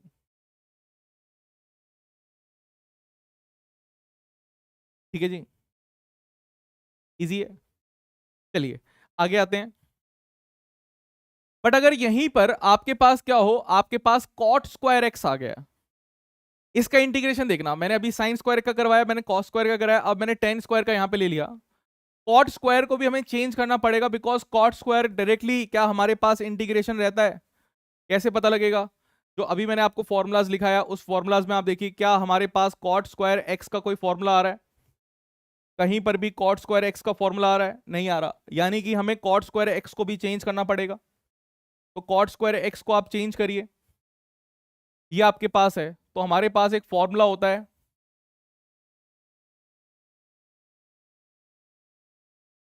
Using cos x square x minus cot square x is equals to 1। तो cot square x is equals to cos x square x plus 1, या -1 ही आएगा, है ना। ये इधर चला जाएगा, ये इधर आ जाएगा, हमारे पास -1 ही आएगा। तो ये वैल्यू हमारे पास आ रही है। अब आपके पास ये वाली वैल्यू है, इस वाली वैल्यू को बस चेंज करना है, इस वाली वैल्यू को बस आपको चेंज करना है। तो ये वाली वैल्यू आपके पास है cot square x d x, इसको चेंज करिए, आपके पास यहाँ पे आएगा cos square x minus of 1 dx। ठीक है, ये वाली वैल्यू आपके पास आ गई। अब ध्यान से देखना, इसी को मैं ऐसे लिख सकता हूं, cos x square x dot d x minus of 1 dot d x. अच्छा, इसका इंटीग्रेशन तो आप जानते हैं कि x ही होगा। अब ये जो इंटीग्रेशन है ना, इसको देखिए यहां से, cos x स्क्वायर एक्स आ गया हमारे पास, और cos x स्क्वायर एक्स का इंटीग्रेशन हमारे पास होता है, cos x स्क्वायर एक्स का इंटीग्रेशन हमारे पास रहता है। ये देखिए cos x स्क्वायर एक्स का इंटीग्रेशन हमारे पास होता है माइनस ऑफ cot x। अब ये छोटी छोटी चीजें हैं, अगर आपको याद रहेंगी तो आप तुरंत कर सकते हैं चीजों को। तो cos x स्क्वायर एक्स का हमारे पास इंटीग्रेशन क्या होता है, माइनस ऑफ cot x होता है। तो इसको आप लिख सकते हैं कि आपके पास कितना आ गया, minus of cot x value आपके पास आ गई। तो ये वैल्यू आप यहां पे लिख सकते हैं कि आपके पास होगा माइनस ऑफ cot x, और ये आपके पास आ रहा है माइनस ऑफ x। बस काम खत्म, पैसा हजम, है ना। ये वैल्यू आपके पास आ गई, तो आपको पता लगा कि इंटीग्रेशन जो आपको चाहिए था cot स्क्वायर एक्स dx का, ये आपके पास क्या आ गया। मैं फिर आपको कह रहा हूं कि मैं कांस्टेंट टर्म्स को क्या कर रहा हूं, इग्नोर कर रहा हूं। उस टर्म्स की हमें फिजिक्स में इतनी ज्यादा रिक्वायरमेंट नहीं होती है, तो आप उसकी आदत बना भी लेंगे तो कोई फायदा है नहीं। ठीक है। आई होप कि इतनी क्लैरिटी आपको आ रही है कि किस तरीके से हम यहाँ पे काम कर रहे हैं। डन है ये? ठीक है, आगे बढ़ें, जल्दी बताइए, आगे बढ़ें, ये वाली चीजें क्लियर हैं? आगे आते हैं। ओके। ये क्वेश्चन देखिए, अब जैसा मैंने आपको बताया था कि हम वहां पे चीजों को सॉल्व कर रहे थे, सेम ऐसी हमारे पास चीजें हैं। कई बार मल्टीपल टाइम्स हमें क्या रहेगा, हमें ऐसी इक्वेशन मिल जाएगी, ए साइन ओमेगा टी, ए कॉस ओमेगा टी। कहाँ कहाँ मिलेगी भाई, आपको एसएचएम में मिलेगी, सिंपल हार्मोनिक मोशन जब हम पढ़ते हैं वहां मिलती है। इसके अलावा आप जब ऑल्टरनेटिंग करंट्स पढ़ते हैं वहां पे आपको मिलती है। तो बहुत बारी हमारे पास ऐसी इक्वेशंस हमें मिलेगी, तो वी मस्ट बी फैमिलराइज कि कैसे हमें ऐसी इक्वेशंस को इंटीग्रेट किया जाता है, डिफरेंशिएट किया जाता है, हमें आना चाहिए। ध्यान से देखेंगे, अगर आपके पास ए साइन ओमेगा टी है, तो मैं ये कह सकता हूं कि भाई जो कांस्टेंट टर्म है उसको तो बाहर ही निकाल दो ना, उसका तो कोई मतलब ही नहीं है। आपको अल्टीमेटली क्या करना है, sign omega T dot D T करना है। अब ये वाली जो टर्म अंदर की तरफ है आपके पास, ये जो ओमेगा टी है, इस ओमेगा टी को लेट कर लो, मान लो कुछ। तो मैं मान लेता हूं कि let omega t is equal to x. X से आप फेमिलराइज हैं तो एक्स मान लीजिए। फिर आप देखिए टी आपके पास डिफरेंशिएशन हो रहा था, ओमेगा तो कांस्टेंट है, तो आपके पास आएगा omega d t is equal to d x. D t की वैल्यू को आप लिख सकते हैं डी एक्स बाय ओमेगा। अब ये जो वैल्यू आपके पास है, इसी वैल्यू को देखिए, ये A sine omega T dot D T, omega T आपने एक्स सब्स्टिट्यूट करना है, तो आपके पास आएगा A sine X D T. जो डी टी आपके पास है, अब उसको आपको सब्स्टिट्यूट करना है, तो आपके पास आएगा ए साइन एक्स। ध्यान से देखना, डी टी को आप सब्स्टिट्यूट करेंगे, आपके पास आएगा D x divide by omega. ठीक है, और ये जो ओमेगा आपके पास है वो तो बाहर निकल गया, आपके पास जो एक्स है अब उसको सब्स्टिट्यूट कर दो ओमेगा टी, है ना। साइन को अब डिफरेंशिएट भी करना है आपको, तो इंटीग्रेट भी करना है आपको, तो आपके पास आएगा A by omega cos omega T. ये कांस्टेंट टर्म्स जो रहेगी वहां पे वो रहेगी हमारे पास। तो इसका डायरेक्टली हम यहां पर लिख सकते थे कि डायरेक्टली हमारे पास जो इसका आंसर आता है, तो आप याद करके ही रखना है, बिकॉज आपको साइन ओमेगा टी अगर आपके पास है तो आप इसको लिखेंगे cos omega T divided by आप ओमेगा कर देंगे। अच्छा, साइन का वैसे इंटीग्रेशन क्या होता है, माइनस होता है ना। अरे माइनस होता है कि नहीं होता, तो आप यहाँ पे माइनस साइन तो जरूर लगाएंगे। माइनस साइन यहाँ नहीं लगाया हमने, माइनस साइन लगेगा यहाँ पे भी। साइन का इंटीग्रेशन क्या होता है, माइनस में आपके पास रहता है, तो माइनस साइन वहां भी लगेगा, तो आपके पास ये इसका इंटीग्रेशन हो गया। नीचे आते हैं, अब इस वाले में बात करेंगे। आपके पास दे रखा है A cos omega T dot D t. Same वही अप्रोच जो हमने ऊपर अप्रोच यूज करी, वही अप्रोच यहां पे भी यूज करेंगे। कि अब मैं इसको अगर डायरेक्टली लिखना चाहूं तो डायरेक्टली तो मैं इसको ऐसे ही बता सकता हूं कि डायरेक्टली मेरे पास क्या आएगा भाई, ए तो वैसे का वैसे ही रखा रहेगा। कॉस जो है इसका इंटीग्रेशन हमारे पास साइन हो जाएगा, साइन ओमेगा टी। और आपको क्या कर देना है, ये जो ओमेगा आपके पास है इसी से क्या कर देना है, डिवाइड कर देना है। ये तो हुआ डायरेक्ट मेथड। अब इंटीग्रेशन आप सीख रहे हैं तो डायरेक्ट मेथड ये तो है कि भाई रट्टे मारना का काम हो गया, रटने मारना नहीं है आपको। आपको सीखना है कि एक्चुअली कर कैसे रहे थे। तो जो ओमेगा टी था, हमने इसी को मान लीजिए कि लेट कर लिया है। तो मान लीजिए कि यहां पे हमने इसी को लेट किया है, तो let omega t is equals to x. तो आपके पास आएगा omega d t is equals to d x, और डी टी की वैल्यू आपके पास आ जाएगी डी एक्स बाय ओमेगा। ठीक है, अब ध्यान से देखना, अब अगर ये वैल्यू आपके पास आ गई, अब ये वैल्यूज आपको दे रखी है। आपको पूछा क्या है, आपको पूछा है कि A cos omega T dot D T आपके पास है। ए को बाहर निकाल दो, cos omega T dot D T आपके पास है। अब ध्यान से देखना, अब हमें सब्स्टिट्यूट किया है ना, अब ओमेगा टी को सब्स्टिट्यूट किया है तो उसको एक्स सब्स्टिट्यूट कर दो, तो आपके पास हो जाएगा ए कॉस इंटीग्रेशन में x D T. D T को भी सब्स्टिट्यूट कर दो डी एक्स बाय ओमेगा, तो आपके पास ये हो जाएगा A integration cos x d x by omega. Omega तो कांस्टेंट है, उसको बाहर निकाल दो, तो इसको बाहर निकाल देंगे तो आपके पास आएगा ए ओमेगा इसको नीचे नीचे ही लिख लेते हैं ना, ये ज़्यादा सही है। यहाँ लेके आ जाते हैं कि वो काम हुआ, फिर इसको भी यहाँ लिख देते हैं। ठीक है, ये हमारे पास आएगा ए बाय ओमेगा और कॉस एक्स डी एक्स। तो ये हमारे पास आएगा A by omega cos x d x आपके पास है, तो कॉस का इंटीग्रेशन क्या होता है, साइन एक्स, तो हमारे पास ये आएगा साइन एक्स। और साइन एक्स को, एक्स की वैल्यू आपने क्या लिखी थी, ओमेगा टी लिखी थी, उसकी वैल्यू को आप ओमेगा रख दीजिए, तो आपके पास क्या आ जाएगा, A sine omega t divide by omega ही आपके पास वैल्यू आ जाएगी। तो मैं इसको लिख ही देता हूं आपके लिए। तो हमारे पास ये आएगा A by omega sine omega t. तो ये वैल्यू हमारे पास आ गई। आई होप कि आपको चीजें समझ में आ रही है किस तरीके से हम यहाँ पर चेंज कर रहे हैं, क्योंकि साइन आपको स्क्वायर रहेगा तो क्या करेंगे, साइन के आगे अगर कोई नंबर मल्टीप्लाई हो रहा है तो किस तरीके से करेंगे। दोनों ही तरीके मैंने आपको बता दिए हैं कि कैसे हम यहाँ पर चीजों को अप्रोच करते हैं। क्या बात समझ में आई? दोनों ही चीजें आपको पता लग रही है कि दोनों ही चीजों में, दोनों ही सिनेरियो में हम अप्रोच कैसे करते हैं, because approach is very important. If you lack in the concept तो फिर कुछ ही नहीं होगा, बट अप्रोच आपकी बहुत ज्यादा जरूरी है। बिकॉज कई बार हमें लगता है कि कॉन्सेप्ट पता है, बट अगर हमें अप्रोच नहीं पता रहती कैसे क्वेश्चंस को अप्रोच किया जाता है तो फिर दिक्कत रहती है। चलिए आगे आते हैं, अब पढ़ते हैं डेफिनेट इंटीग्रेशन।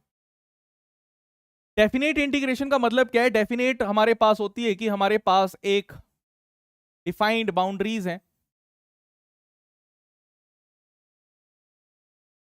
या मैं कह सकता हूं कि हमारे पास लिमिट्स हैं,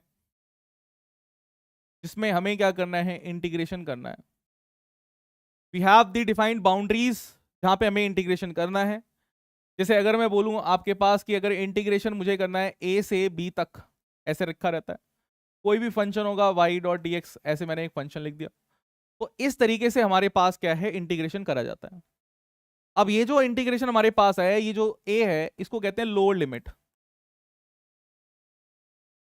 या आप कह सकते हैं this is known as starting limit.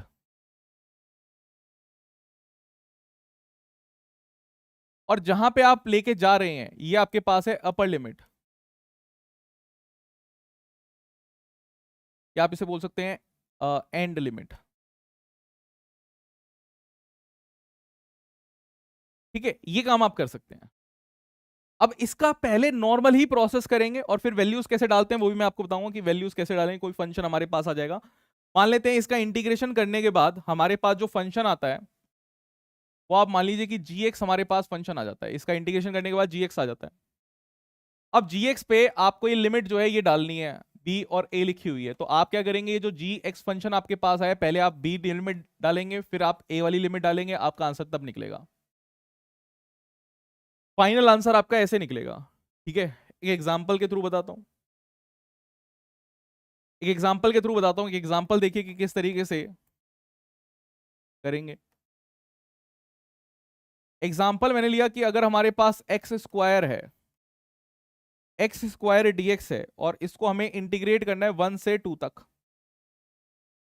तो आप इसे अगर इंटीग्रेट कर रहे हैं तो जल्दी से बताइए क्या हमारे पास आएगा भाई। जब से सबसे पहले अगर आप इसे इंटीग्रेट करेंगे तो आपके पास आएगा एक्स की पावर क्यूब डिवाइड बाय 3, ये आएगा। भाई अगर आप एक्स स्क्वायर को इंटीग्रेट करेंगे तो आपके पास क्या आएगा, एक्स की पावर क्यूब आएगी डिवाइड बाय 3 आपके पास आएगा। और फिर जो ये आपके पास टर्म है, आप यहाँ पे 2 रखेंगे, यहाँ पे 1 रखेंगे, मतलब अब पहले मुझे कौन सी वैल्यू डालनी है, यहाँ पे 2 वाली वैल्यू डालनी है इसके अंदर। या मैं एक काम करता हूँ, 1/3 को तो कॉमन ही ले लेता हूँ, 1/3 तो कॉमन ही है ना, एक्स वाली तो चीजें चेंज हो रही है। तो मैंने यहाँ पे क्या किया, सबसे पहले एक्स की जगह पर 2 की वैल्यू डाली, तो मेरे पास कितना आएगा, 2 का क्यूब, माइनस हम करेंगे जो नीचे वाली टर्म है उसको, माइनस मुझे क्या करनी है, एक्स की जगह पर नीचे लोअर वाली लिमिट को डालनी है, तो मेरे पास ये आएगा। तो इसको हम लिख सकते हैं कि हमारे पास वैल्यू कितनी आ जाएगी, 1/3, 8 माइनस ऑफ 1, यानी कि हमारे पास आया 7/3। समझ रहे हैं इस चीज को? क्या ये बात समझ में आ रही है? अब चलिए, अब ये अगर चीज समझ में आई तो एक और मैं यहीं से एक और बताता हूं, एक और एग्जांपल देखिए।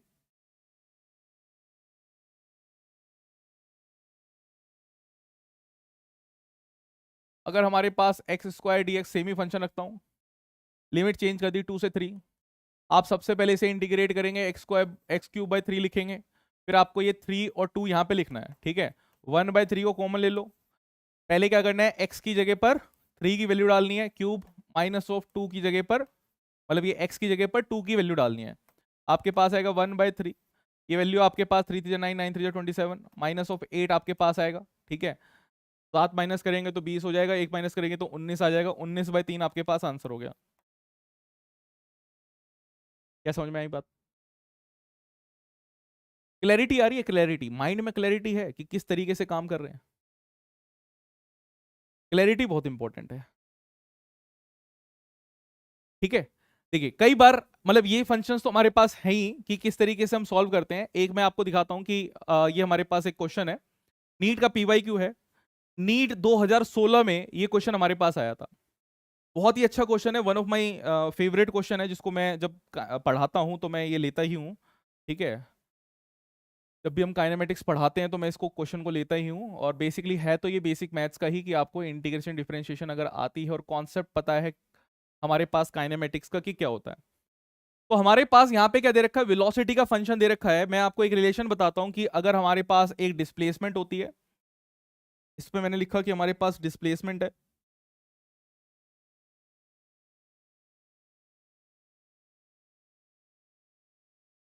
डिस्प्लेसमेंट से अगर आप वेलोसिटी तक जा रहे हैं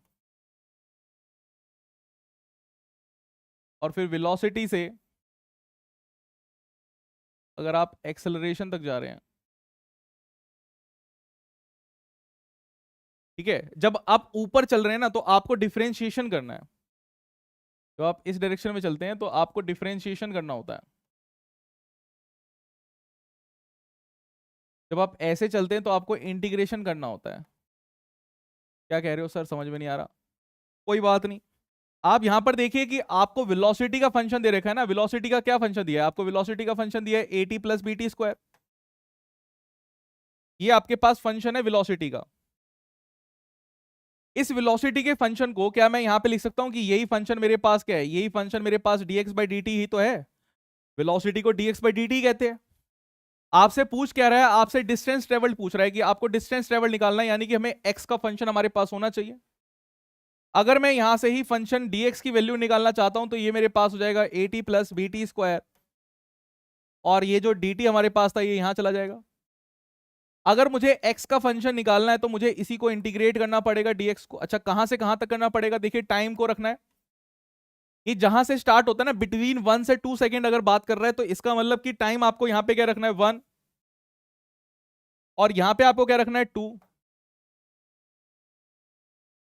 अब देखिए इंटीग्रेशन बड़ा आसान सा है, ये आपके पास a है, मैं इसको डायरेक्टली इंटीग्रेट करके लिख रहा हूं, ये आपके पास आएगा eighty square divide by 2 plus ये आपके पास आएगा BT cube divide by 3, but आपको लिमिट रखनी है ये 2 और 1, है ना। अब ये लिमिट अगर आप इसमें रखेंगे, थोड़ा सा छोटा कर देते हैं,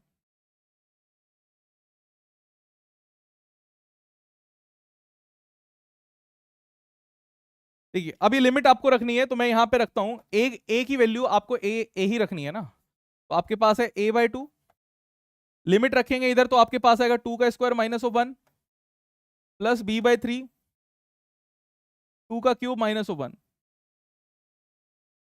ना, और इतने में तो आपको आंसर दिख जाएगा, पर फिर भी हमें पूरा करना है। 2 की पावर स्क्वायर है हमारे पास 4, 4 माइनस 1 3, और यहाँ पे हमारे पास है 2 की पावर क्यूब, क्यूब मतलब 8, 8 माइनस 1 हमारे पास 7, तो हमारे पास ये वाली वैल्यू आ गई है 3/2a प्लस 7b/3,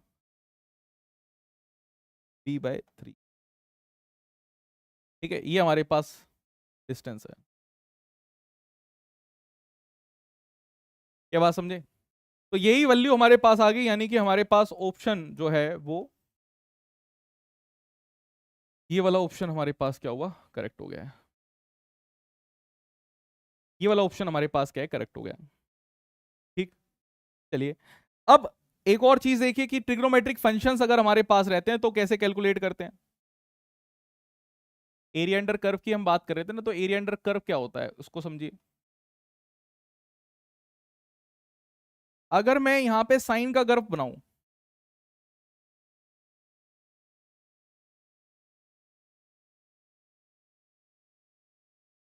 एक ही साइकिल ले लेते हैं,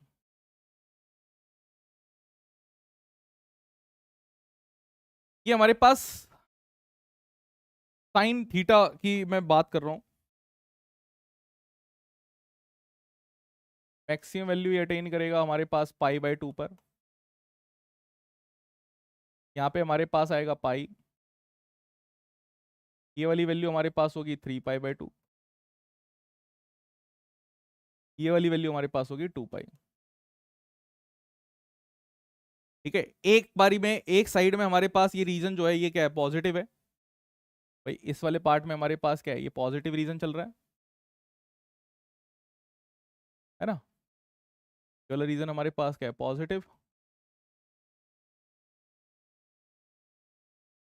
और नीचे की तरफ अगर आप जाएंगे तो ये वाला रीजन आपके पास क्या चल रहा है, नेगेटिव।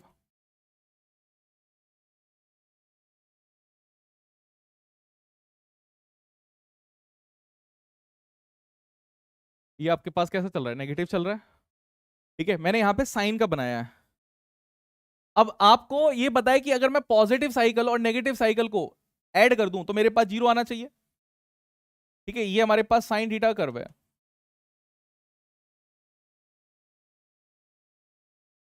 तो अगर मैं आपको बोलूं कि आपको इंटीग्रेशन करना है, अगर मैं आपको बोल दूं कि आपको इंटीग्रेशन करना है साइन थीटा का ही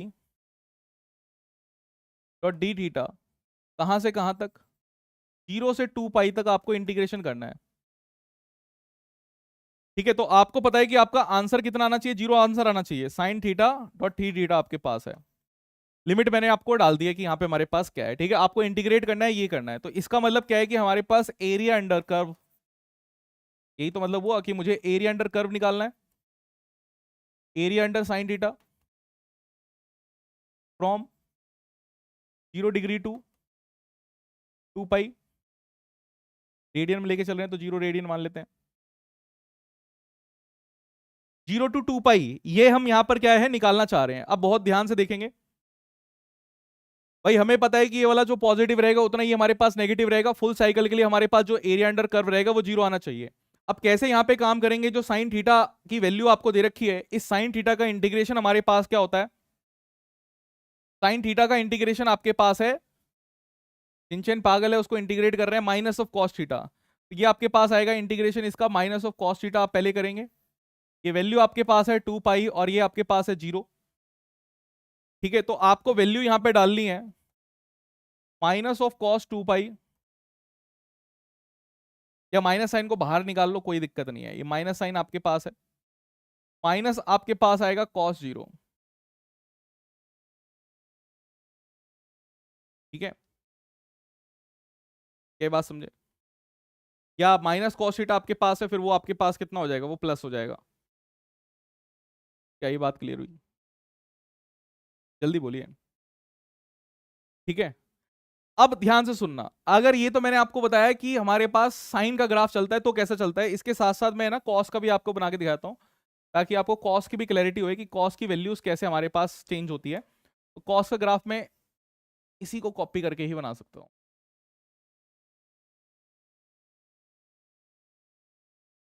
कॉस का ग्राफ बनाना बहुत आसान है। आपको सिर्फ क्या करना है, ये जो वैल्यूज है ना, इन्हीं को चेंज करना है।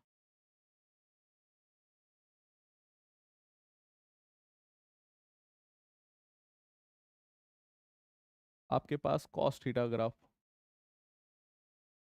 ये जो आपके पास चल रहा है, ये रब कर दिया आपने, ये आपके पास कॉस थीटा ग्राफ बन गया। ठीक है, अब देखिए एंगल्स बनाने हैं हमें। ये वाला एंगल हमारे पास कितना आएगा, सबसे पहला हमारे पास पाई/2,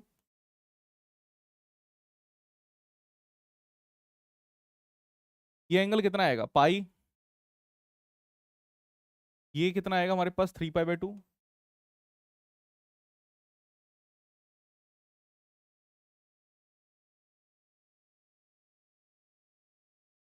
और ये कितना आएगा 2 पाई। ठीक है, तो ये चीज हमारे पास आ जाएगी। अब ध्यान से देखना, अब cos 2 पाई कितना होता है, 1, कॉस 2 पाई दिख रहा है यहाँ पे भाई, ये कॉस 2 पाई है ना, एंगल कितना है यहाँ पर, ये 1 है, क्योंकि हमारे पास वेरी कहाँ से करता है, +1 से -1 तक हमारे पास चीजें ये वेरी करती है। कि मैं यहाँ पे लिखना भूल गया, आई होप कि आपको पता होगा, +1 से -1 तक हमारे पास ये वेरी करती है। तो कॉस 2 पाई की वैल्यू कितनी आएगी हमारे पास, 1। ठीक है, तो मैं यहाँ पे लिख सकता हूँ 1 माइनस कॉस 0 की वैल्यू कितनी है भाई, 0 जब हमारे पास है तो कॉस की वैल्यू कितनी है, 1।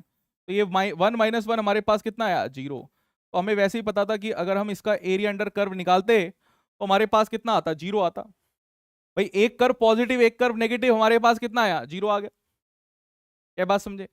ठीक है, इसी के साथ साथ ये तो आपको चीजें यहां तक पता लगी। अब अगर मैं यहीं पे कॉस थीटा लिख देता तो क्या होता, क्योंकि हमें ये मल्टीपल टाइम्स यूज करना पड़ेगा, ऑल्टरनेटिंग करंट में आपके पास आता है।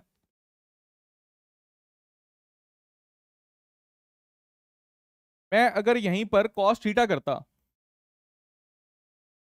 कॉस थीटा डी थीटा, वही 0 से 2 पाई, और मैं कहता भाई इसको इंटीग्रेट कर दो, इसका एरिया अंडर कर्व निकाल दो, कि हमारे पास इसका एरिया क्या होगा भाई, ये पॉजिटिव, और जितना ये पॉजिटिव पॉजिटिव है उतना ही नीचे हमारे पास नेगेटिव आ रहा है।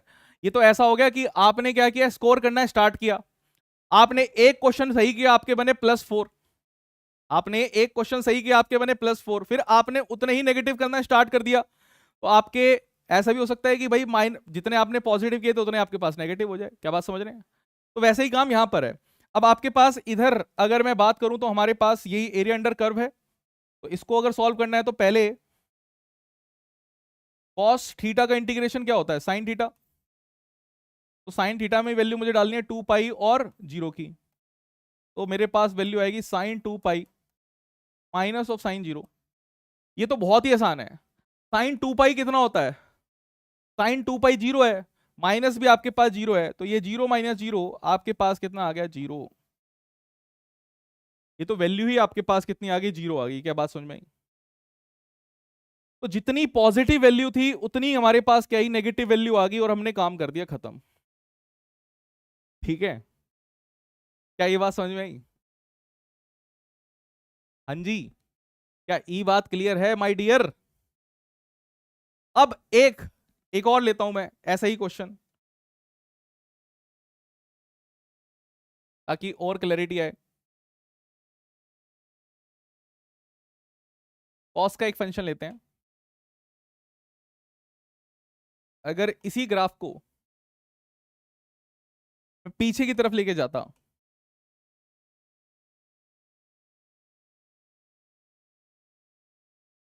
इसी ग्राफ को मैं पीछे की तरफ लेके जाता, तो मेरे पास यहां पर क्या आता,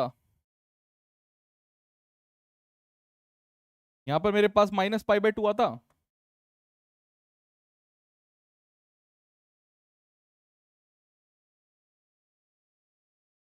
और ये हमारे पास पॉजिटिव होता। भाई ऐसे तो चल रहा था, ठीक है, π/2 के डिफरेंस चल रहे हैं हमारे पास ये सारे के सारे। अब अगर कोई आपको बोले कि क्वेश्चन हमारे पास कुछ ऐसा है कि आपको इंटीग्रेट करना है -π/2 से, कहीं भी बोल सकता है, π/2, और फंक्शन आपके पास यही है cos थीटा, कैसे करेंगे अप्रोच, क्या रहेगी अप्रोच? भाई अप्रोच हमारे पास ये है कि अब हमें पता है कि साइन थीटा का इंटीग्रेशन कितना होता है, मतलब कॉस थीटा का इंटीग्रेशन साइन थीटा होता है। ये हमारे पास π/2, यहाँ पे हमारे पास -π/2, आप इसी को सब्स्टिट्यूट करेंगे, साइन π/2 माइनस आपके पास साइन माइनस ऑफ π/2। ठीक है, एक चीज मैं आपको बता दूं कि अगर हमारे पास साइन में माइनस ऑफ थीटा आता है तो इसका मतलब हमारे पास क्या होता है, माइनस साइन थीटा होता है। क्या ये बात जानते हैं? तो अगर ये वाली बात हमारे पास है तो मैं यहां पे लिख सकता हूं कि मेरे पास है साइन π/2, माइनस माइनस प्लस आपके पास हो जाएगा साइन π/2। साइन π/2 आपके पास 1 होता है ना, 1 + 1 आपके पास कितना आ गया, वो आपके पास आंसर आ गया। क्या बात समझे? क्लैरिटी आ रही है किस तरीके से काम कर रहे हैं? यानी कि आप एक को अगर इंटीग्रेट करते हैं तो आपके पास कितना रहता है। ठीक है, क्या बात समझे? ऐसे ही आपके पास अगर मैं ये वाला कर्व ले लेता हूं, फैमिलियराइज हो जाना है बिल्कुल, क्योंकि ऐसे कर्व्स की हमें बहुत ज्यादा जरूरत पड़ेगी, और जितना साइन और कॉस में हम कंफर्टेबल रहेंगे और कैसे ग्राफ चल रहा है, ये बात अगर आपको पता रहेगी तो बहुत शानदार चीजें रहेंगी। भाई आपको पता लगा कि इसकी वजह से +1 आएगा, अब ये तो पता लगा आपको इसकी वजह से +1 और इसकी वजह से +1 एरिया हमारे पास आ रहा है, ये समझ के भी रखना है आपको, ठीक है, कि कैसे आपके पास एरिया आ रहा है। एक और आते हैं आगे की तरफ, ये हमारे पास है, अब की बार मैंने साइन थीटा ले लिया, और आपको क्वेश्चन के लिए मैंने बोला कि अगर आपसे बोल दे कि आपको इंटीग्रेट करना है साइन थीटा डी थीटा को, आपके पास जो लिमिट है वो है 0 से π/2, आपके पास लिमिट है 0 से π/2, आपको इसको क्या करना है, इंटीग्रेट करना है, यानी कि सिर्फ यहां तक ही हमारे पास काम हो रहा है, ये वाली वैल्यू, ये वाला जो पोर्शन है,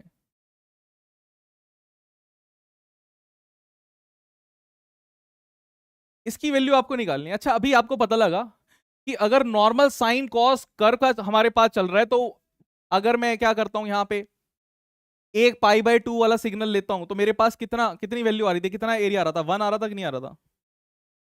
अरे बोलो, अभी तो किया, 1 आया कि नहीं आया? जब 2 लिए थे हमने तो कितना आया था, 2 आया था, तो टोटल हमारे पास कितना रहता है, 4 रहता है ना? या फिर मैं ऐसा कह सकता हूँ, टाइम पीरियड के हिसाब से भी बताऊंगा कि टाइम पीरियड के हिसाब से कैसा रहता है। तो इसको देखिए कि अगर मुझे इसको इंटीग्रेट करना है, तो साइन थीटा को पहले इंटीग्रेट कर दो। साइन थीटा का इंटीग्रेशन हमारे पास क्या होता है, -cos थीटा,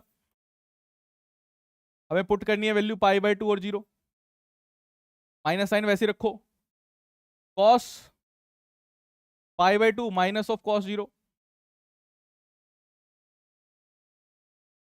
cos π/2 आपके पास कितना होता है, cos π/2 0 होता है, cos 90 माइनस ये आपके पास कितना आएगा, 1 आएगा, cos 0 1 होता है, तो आपके पास कितना आ गया, +1 आ गया। ठीक है, अब जो लोग कंफ्यूज हैं कि cos हमारे पास क्या रहती है, तो हमने पीछे यहाँ पे cos का फंक्शन जो है वो बना रखा है, इस cos के फंक्शन को, cos की वैल्यूज को मैं आपके लिए यहाँ पे उतार देता हूँ, दोनों चीजें आपको देखनी आनी चाहिए।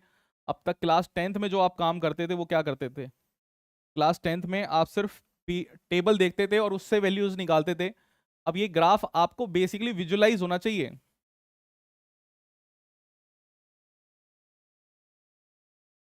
ये ग्राफ आपको विजुअलाइज होना चाहिए। अगर मैं यहाँ पे π/2 की बात कर रहा हूं, तो π/2 कहां पे है, यहाँ पे है π/2। ठीक है, याद आया बचपन का काम कि आप cos 0 डिग्री साइन से ऐसे याद करते थे ना, साइन से,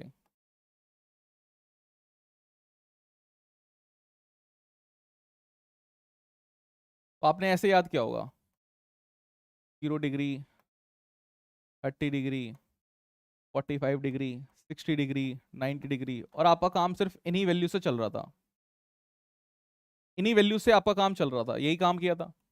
बट अब हमें उससे आगे बढ़ना है, डॉक्टर बनना है, आपको पूरा ये पता होना चाहिए कि हार्ट बीट का सिर्फ ये नहीं पता होना चाहिए कि हार्ट बीट ये वाली वैल्यू होती है ना, PQRST ऐसे रहती है ना हार्ट बीट में हमारे पास, सिर्फ ये नहीं पता होना चाहिए उसमें ऊपर जा रही है तो क्यों जा रही है, क्या रीजन उसका है, कि दारू पी के ऊपर जा रही है, कोई दवाई खा ली उसकी वजह से ऊपर जा रही है, छोटी छोटी चीजें आपको पता लगनी चाहिए। तो साइन थीटा की अगर मैं बात करता हूं, तो साइन थीटा हमारे पास यहाँ पे 0, ये आपके पास 1/2, ये आपके पास 1/√2, ये आपके पास √3/2, ये आपके पास 1। उल्टा चलेंगे, हमारे पास कॉस थीटा की अगर बात करेंगे, ये हमारे पास कॉस थीटा यहाँ पर, ठीक है, कॉस थीटा आपके पास उल्टा चलता है। कॉस थीटा में आप क्या कहते थे, कॉस थीटा ऐसे उल्टा चला देते थे, आप लिखते थे 1√3/2, 1/√2, 1/2 और 0, ये काम आप करते थे, है ना? और यही है 90 डिग्री आपके पास कितना होता है, π/2 होता है, तो π/2 की वैल्यू कितनी है, कॉस की 0 होगी, और कॉस 0 कितना आपके पास होता है, 1 होता है, ऐसे भी आप कर सकते थे। अब मैं इसकी भी वैल्यूज आपको बताता हूँ, क्योंकि कई बार हम रेडियन में यूज करते हैं, आप फेमिलराइज रहते हैं आप इस एंगल्स के, तो अगर इसी एंगल को मैं रेडियन में लिख दूं,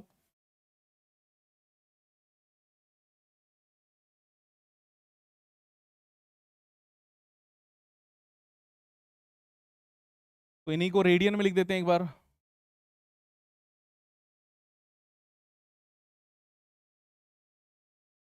तो रेडियन में आपके पास क्या चीज रहेगी, देखना ध्यान से, भाई ये तो 0 ही है, ये 30 डिग्री आपके पास है, तो ये क्या रहेगा, π/3, पाई को 180 डिग्री मान लो कि पाई आपके पास क्या है 180 डिग्री है, तो 180 डिग्री डिवाइड बाय 3 कितना आएगा 30 डिग्री। 45 डिग्री आपको निकालना है, तो 45 पहले मैं 90 डिग्री बताता हूँ। 90 डिग्री आपके पास कितना है पाई बाय 2, ये आपके पास कितना होता है पाई बाय 6। ठीक है, 45 डिग्री निकालने के लिए क्या रहता है हमारे पास पाई बाय 4। ठीक है, 180 डिग्री डिवाइड बाय 4, ये 2 ये 90 और 90 फिर ये हमारे पास 45। ठीक है, तो इस तरीके से ही कुछ एंगल्स हैं हमारे पास, ये आपको पता होने चाहिए। क्या बात समझे? These angles are very very very very very important, बहुत ज्यादा इंपॉर्टेंट है कि कैसे हम वैल्यूज को निकाल रहे हैं, कैसे एरियाज को यहाँ पे कंप्यूट कर रहे हैं। जो एरिया अंडर कर्व हमारे पास आता है, क्या वो एरिया शो कर रहा है और एरिया किस तरीके से निकाल रहे हैं। बहुत ही सिंपल सी मेथड्स हैं। क्या बात समझे? सिंपल है कि नहीं है? सिंपल है। ठीक है, चलिए एक और क्वेश्चन करते हैं। अगर मैं आपको बोल दूं कि हमारे पास ऐसा कुछ है 1/x dx और लिमिट यहां पर हमने रख ली है a से b तक। ठीक है, अब देखिए आपको नॉर्मल, पहले तो नॉर्मली काम करना है ना, पहला काम नॉर्मल है, उसके बाद के काम, उसके बाद की जो बातें रहती हैं वो हमारे पास बाद में आती है। तो पहला काम नॉर्मल है कि 1/x का आपको इंटीग्रेशन कर देना है। तो 1/x का इंटीग्रेशन कितना होता है ln x, तो ln x करके आपको ये जो वैल्यूज है ऐसे लिख देनी है। अब हमें पता है कि वैल्यूज हम इसमें पुट करेंगे तो क्या आएगा, ln x की जगह पर आपको b डालना है, तो ln b minus of ln a आपके पास आ जाएगा। जब भी ऐसे लॉग में अगर आपके पास माइनस साइन आता है तो हमें पता है कि हम इसको डिवाइड कर सकते हैं आसानी से, तो ये ln b बाय a हमारे पास आ जाएगा। तो बेसिकली ये आपका आंसर होगा। माइनस में जब चीजें रहती है तो हम इस तरीके से लिख सकते हैं। ठीक है, और ये जो ln रहता है हमारे पास, ये ln का असली मतलब क्या होता है, ln का मतलब हमारे पास होता है कि ये log e है बट बेस इसकी e है, b और a हमारे पास ऐसे है। ठीक है, और इसको अगर मुझे log बेस की पावर 10 में अगर करना होता है तो 2.303 से मल्टीप्लाई कर देते हैं।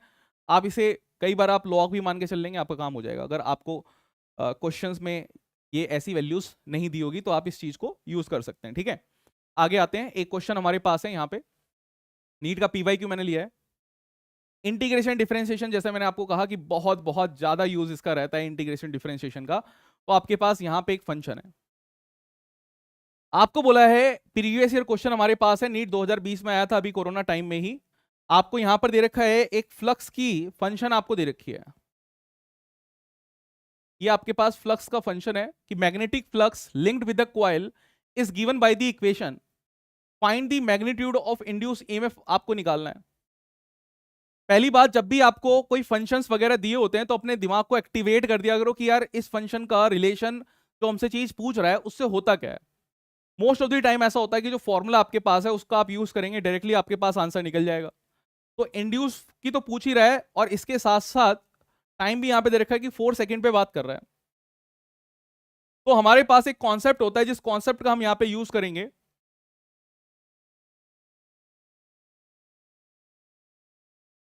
वो कॉन्सेप्ट होता है हमारे पास law of EMI, Faraday's law of EMI जो हमारे पास है उसका हम यहां पे यूज कर रहे हैं।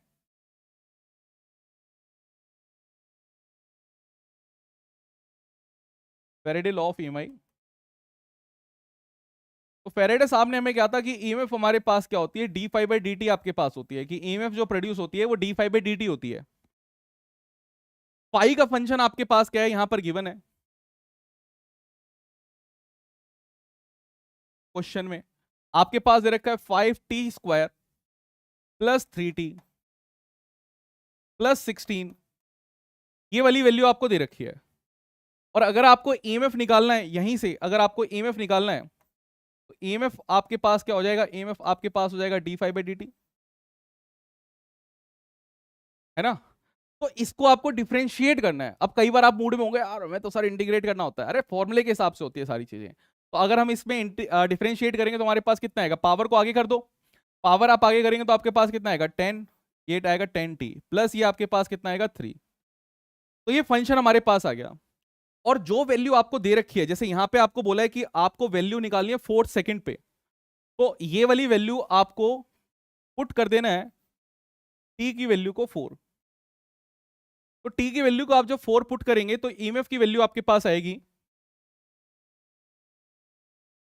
10 इंटू 4 प्लस 3, यानी कि हमारे पास आंसर हो जाएगा 43। ठीक है, तो यही हमारे पास आंसर है यहाँ पर, इसका आंसर हमारे पास है 43। तो इसी के साथ ये जो आपका इंटीग्रेशन का वाला चैप्टर जो है वो खत्म हो गया है। इस वाले क्वेश्चन में हमने डिफरेंशिएशन यूज करी, बट मैं ये दिखाना चाह रहा था कि माइंड बिल्कुल फिक्स नहीं कर लेना, रिजिड नहीं कर लेना कि इंटीग्रेशन है, हर क्वेश्चन में इंटीग्रेशन लगानी है। डिपेंड करता है कि हमारे पास क्वेश्चन क्या पूछ रहा है। ठीक है, सो आज हमने इस क्लास में इंटीग्रेशन सीखी एंड आई होप कि आपने भी बेस्ट तरीके से इंटीग्रेशन सीखी होगी। अब आपका एक होमवर्क है, बहुत ही छोटा सा होमवर्क मैं यहाँ पे आपको दे रहा हूँ। आपका होमवर्क ये है कि जो आपका असाइनमेंट है ना, आपका होमवर्क ये है कि सबसे पहले आपको सॉल्व करने हैं डीएसए डेली सेल्फ एनालाइजर, जो पेपर्स हमारे पास रैंक प्लस के रहते हैं उसको आपको सॉल्व करना है। और इस क्लास को एक बार दोबारा से रिवाइज कर लेना, क्लास की पीडीएफ से इस क्लास को जरूर एक बार रिवाइज कर लेना डाउनलोड करके, बिकॉज ये इंटीग्रेशन काफी ज्यादा इंपॉर्टेंट है। बेसिक मैथ्स में अब तक हम जो जो चीजें कर चुके हैं, मैं चाहता हूं कि आप उसको एक बार क्विकली रिवाइज जरूर कर लें। नेक्स्ट क्लास में हम वेक्टर्स करेंगे एंड देन आफ्टर दैट हम जो है अपने फुल फ्लो में आने वाले हैं, तो इस चीज़ का भी आप ध्यान रखिए। Thank you everyone for joining this class and please recommend your fellow peoples और स्टूडेंट्स जो रैंक प्लस ज्वाइन करना चाहते हैं, अगर आपको हमारी क्लासेस अच्छी लग रही हैं। बस मुझे आज इस क्लास को यहीं पर एंड करते हैं, वाइंड अप करते हैं। बाय बाय, मिलते हैं फिर नेक्स्ट